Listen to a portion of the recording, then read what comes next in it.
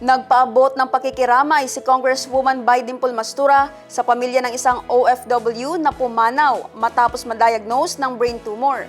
Ang namayapang OFW ay benepisyaryo ng wheelchair ng tanggapan ng mambabatas. Sinagot na rin ng tanggapan ng kongresista ang pamasahe ng mga anak nito mula Maynila at ang gastusin pabalik sa kanilang tirahan. Ang kwentong serbisyo at malasakit mula kay Jen Garcia. Pinagkalooban ng wheelchair ng tanggapan ni Congresswoman Bai Dimple Mastura ang isang 59 na taong gulang na si Nanay Karel Minanga Talilisen. 20 taon na OFW si Nanay Karel bago na-diagnose ng brain tumor. Sa pagpanaw nito, nagpaabot ng pakikiramay ang tanggapan ng mambabatas sa pamilya nito. Sinagot na rin ng tanggapan ng kongresista ang pamasahe ng kanyang mga anak mula Maynila, maging ang gastusin upang makabalik sa kanilang tirahan. Jen Garcia, iMinds, Philippines.